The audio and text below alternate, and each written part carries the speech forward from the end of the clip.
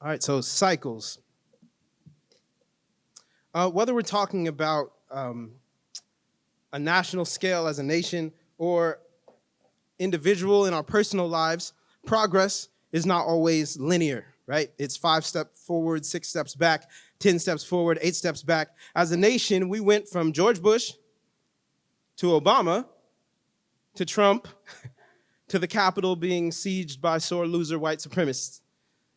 In my personal life and career, I started off very strong when I decided to go full-time as an artist. My first year, I landed this huge tour. I got paid $10,000. I was on this fancy tour bus. Like, things was great. And I was making money for like a bit.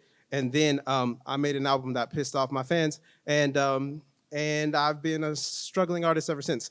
True story. I don't regret it. But the point is, throughout my life, I've gone up and down in a lot of different ways. I've struggled with anger a lot when I was a kid. And I've done better and worse with that over the years. I've gone years keeping my cool, and then something will happen and I will explode in a way that I thought I had graduated from. I thought I'd left in my past. And one of my favorite passages in the Bible is one that I quote at the end of this song, Cycles. And it's Proverbs 24:16. It says, "A righteous man falls 7 times and rises again." And I remember reading that one time and thinking, let me count this out. Because that's what I did at the end of the song, if you remember. I said, 7 times, that's a lot. So I said, a righteous man falls, a righteous man falls, a righteous man falls, a righteous man falls, a righteous man falls, a righteous man falls, a righteous man falls. That's a whole lot of falling.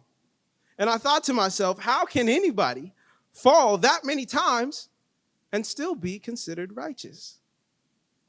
Seems crazy. A righteous man falls 7 times and rises again. In most people's minds, a righteous man, a good man, a spiritually strong and astute man doesn't fall.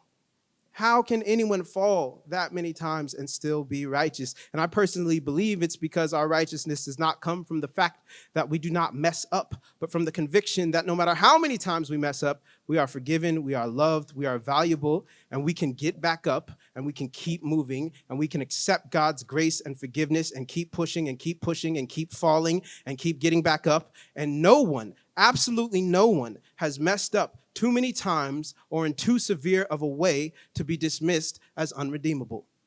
That's what I believe. And that's the only way that something like that makes sense.